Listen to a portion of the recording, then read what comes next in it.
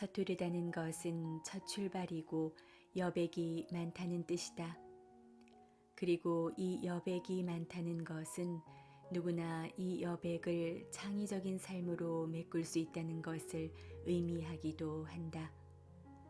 서투름이 없다면 어찌 익숙함이 있겠는가? 서투름이 차곡차곡 쌓여 익숙해지면 그 누구도 따라할 수 없는 완성품이 될 것이다. 안녕하세요. 행복서재입니다. 40만 부 베스트셀러인 나는 죽을 때까지 재미있게 살고 싶다의 작가 이근우 교수님의 신작 괜찮아 나도 그랬으니까가 출간되었습니다.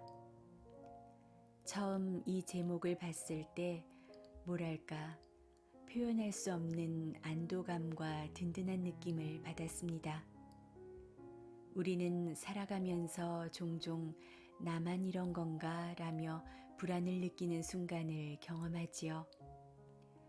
다른 사람들은 다 수월하게 잘 사는 것처럼 보이고 나 혼자만 늘 넘어지고 실수하고 그러는 것만 같은 순간, 그때 누군가 곁에서 괜찮아 나도 그래 라고 말해준다면 참 안심이 될 것 같다는 생각이 듭니다. 정신과 전문의인 저자는 서투름으로 인해 마음고생을 하는 분들을 생각하며 그리고 나도 고통스러웠던 여러 가지 경험을 되돌아보며 이 책을 썼다라고 말합니다. 나이가 들어 진료를 볼 수 없는 대신 글로 남아 많은 분들에게 선한 영향을 끼쳤으면 하는 바람을 전하는 저자를 보며 괜찮다, 살아보니 나도 그랬다 라는 따뜻한 격려를 보내줄 수 있는 이 시대의 어른이 계심은 참 감사한 일이란 생각을 했습니다. 가장 상위 단계의 화법이 어려운 것을 쉽게 풀어내는 것이지요. 때문에 정신과 전문의 책이라 하여 어려운 정신분석학 이론이 등장하는 것은 아닌가 하는 걱정은 하지 않으셔도 됩니다. 그 모든 걸 녹여낸 삶의 연륜으로 인생의 후배들에게 풀어낸 이야기이니까요. 이 책은 각각의 짧은 글들로 이루어진 4개의 큰 챕터로 구성되어 있습니다. 그중 4편의 글을 선택해 낭독해 볼 텐데요.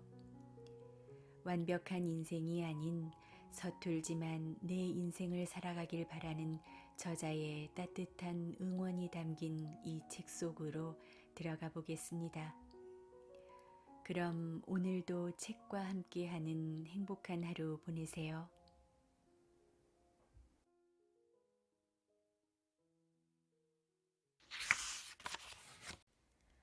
범사에 감사하라고. 살다 보면 사람과 사람 사이에서 부딪히는 일이 많다. 생각이 다를 수도 있고 서로의 이해관계가 맞지 않아 다툴 수도 있다. 대부분 사람은 서로 고마운 감정보다 섭섭한 감정을 더 오랫동안 잊지 않고 간직하는 경우가 많다. 젊었을 때 나는 이런 생각을 했다. 왜 범사에 감사하라고 할까? 범사라면 모든 일인데 모든 일에 감사하라니. 물론 감사해야 할 일도 있겠지만 감사하지 못할 일도 있을 텐데. 범사에 감사하라는 말은 성경에 나온 말이지만 기독교인뿐만 아니라 많은 사람이 일반화하여 덕담으로 주고받는다. 나이가 들면서 이 말이 조금씩 가슴에 와닿았다. 지금은 확실히 이 말의 뜻을 가슴으로 새겨 범사에 감사하고 있지만 나이가 지금보다 조금 더 어렸을 때는 범사를 이해하지 못했다. 왜 모든 일인가? 의과대학 졸업 후 수련의 시절에는 월급이 없었다. 신혼에 자녀도 생기고 가정을 꾸려야 할 형편인데 월급이 없으니 난감한 일이었다. 엎친 데 덮친 격으로 당시에는 의사회비를 납부하지 않으면 의사 면허를 취소했다. 회비를 납부해야 하는데 회비가 그 당시 내 생활비의 반 정도를 차지했다. 나는 회비를 낼 처지가 안 되어 친구를 찾아가 돈을 빌려 의사회비를 납부하고 면허를 유지했다. 수련회를 하는 동안 몇 번이나 신세를 졌으니 참 고마운 친구였다. 나는 전문의가 된 후 경제적으로 안정되었을 때 그가 부탁하는 어떤 일도 마다하지 않고 무조건 들어주었다. 그의 도움에 대해 나의 감사를 표한 것이다.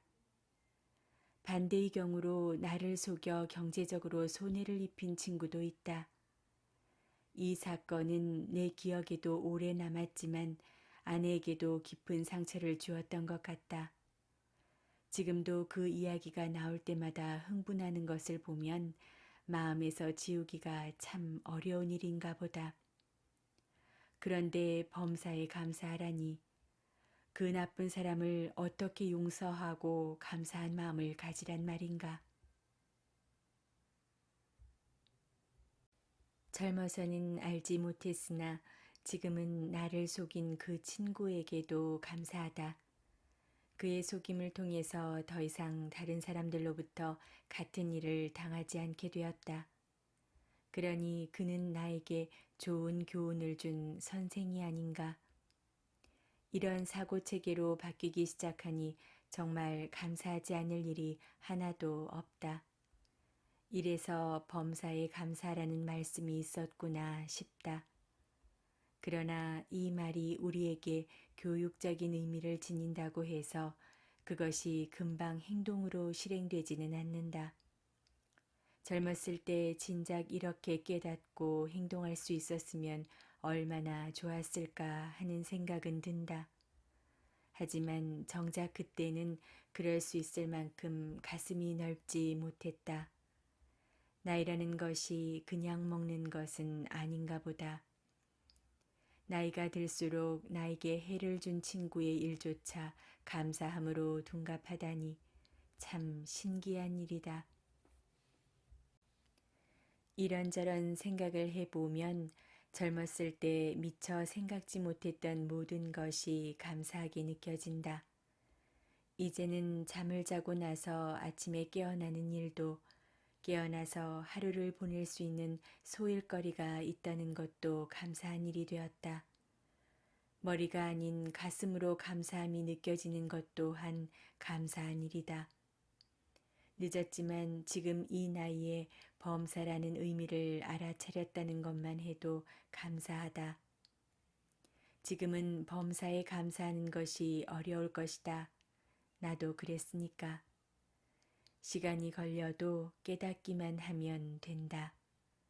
감사함을 모르고 일생을 마치는 사람도 많을 것이기에. 성공이냐 성장이냐. 사람은 누구나 목표한 뜻을 이루어 성공하기를 원한다.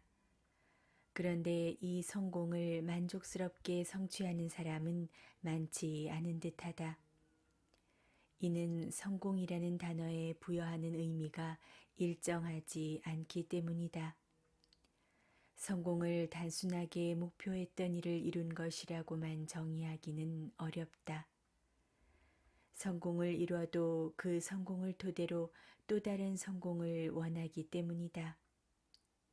성공의 중요성은 많이 아는 반면 그것을 이루는 과정은 잘 모르는 경우가 많다.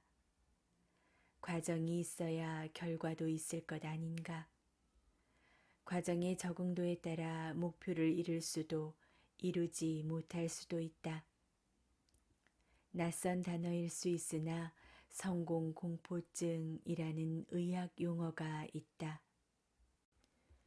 이는 일종의 신경증으로 성공을 마지막 결과라고 생각하기 때문에 성공 이후에 허탈해지고 우울해지는 것을 말한다.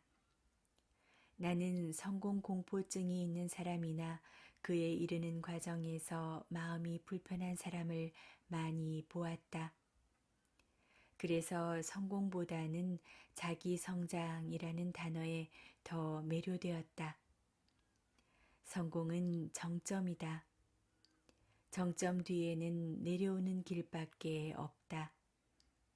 반면 자기 성장은 끝이 없다. 신체적인 성장은 끝이 있지만 심리적인 성장은 한계가 없다. 성장의 목표를 둔다면 그 발전의 정도는 무한하다. 이 무한한 성장을 심리학에서는 성숙이라고 부른다. 현재보다 한 걸음 더 성숙하기 위해서는 자기 성장이라는 개념이 필요하다. 자기 성장 개념에서는 나를 남과 비교할 필요도 없고 남의 평가에 지나치게 귀 기울일 필요도 없다. 오로지 나와의 성장 경쟁을 통해 발전할 필요만 있을 뿐이다. 심리적 성숙은 무한하다고 했는데 이 뜻은 이렇다. 성숙에는 높은 융통성, 바른 현실감, 타인에 대한 배려, 높은 적응력 등의 수많은 조건이 필요하다. 이 조건들은 계량화할 수 없다. 기껏해야 많다거나 늦다거나 적다는 정도의 표현밖에 없다. 다만 이런 조건들을 계량화할 수 있다면 신체적인 한계보다는 훨씬 넓고 무한할 것이라는 뜻이다. 성공은 마디가 짧은 나무이고 자기 성장은 마디 없이 나의 노력만큼 늘어나는 나무라고 생각하면 좋겠다. 성공에 집착해 자기 성장을 방해하는 것은 지양해야 한다. 성공은 한때의 즐거움이지만 자기 성장은 끝없는 즐거움이다. 말은 쉬워도 자기 성장의 과정은 어렵다. 그래도 노력해보자. 자기 성장을 위해 노력하는 사람이 끝없는 즐거움을 맛볼 수 있다.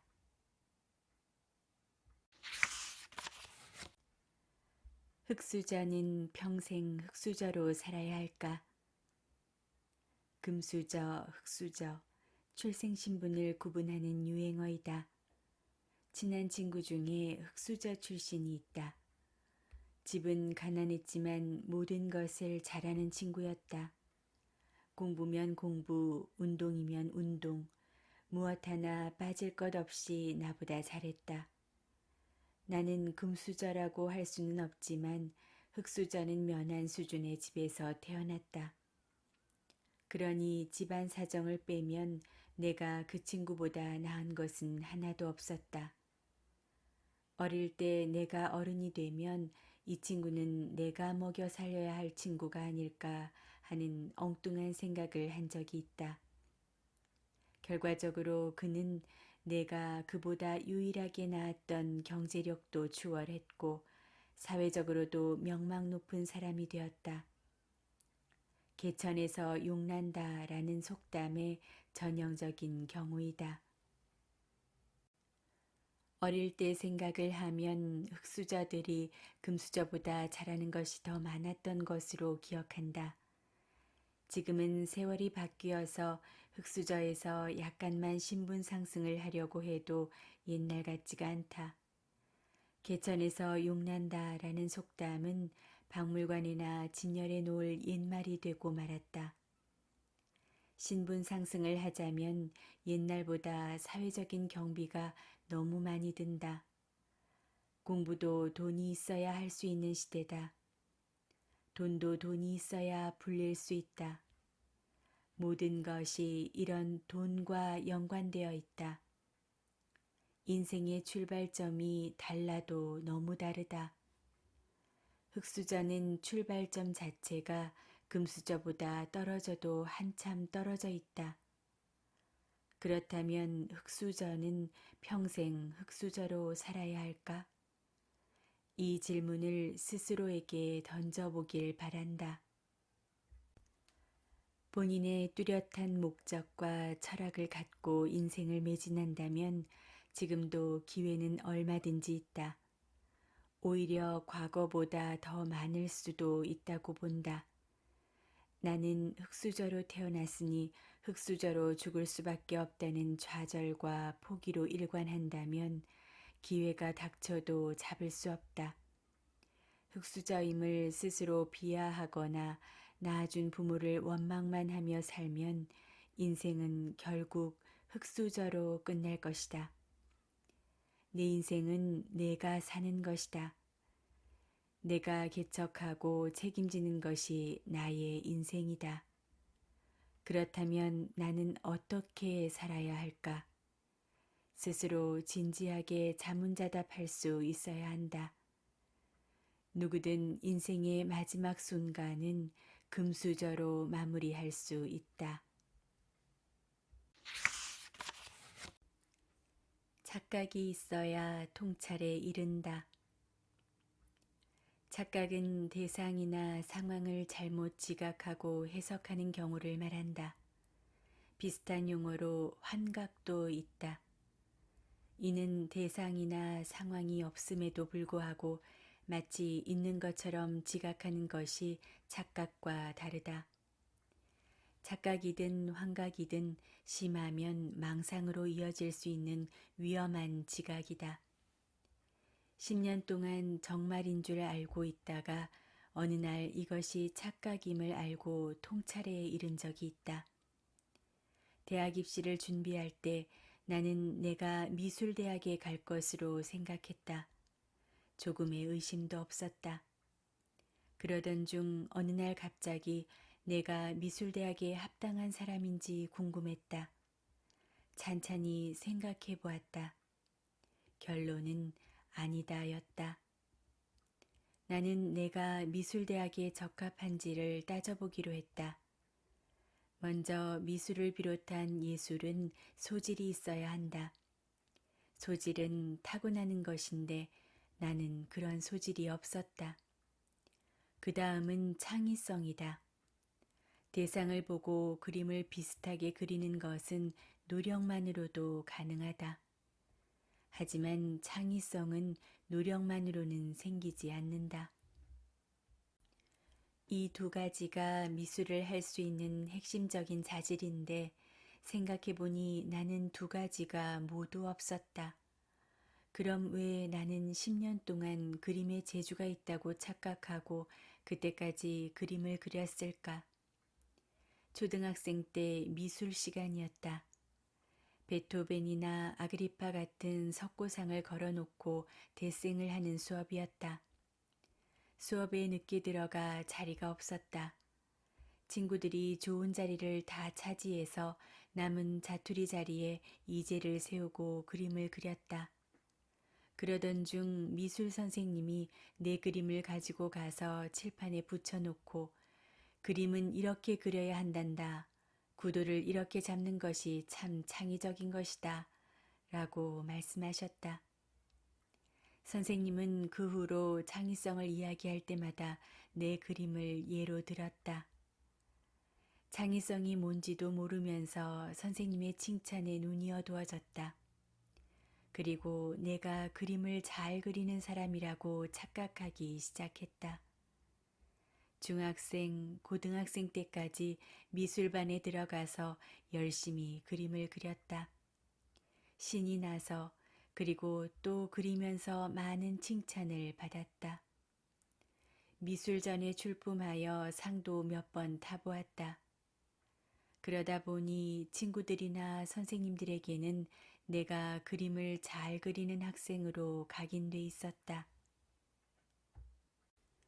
그런데 막상 미술대학에 진학하려고 깊게 생각해 보니 지난 10년 동안의 외부적인 칭찬만 믿고 내가 정말 창의적인 그림을 그리는 사람인 줄 착각하고 살았다는 것을 깨달았다. 그래서 진로를 바꾸어 의과대학을 갔고 일생을 정신과 전문의로서 학생 교육과 환자 진료를 하며 보냈다.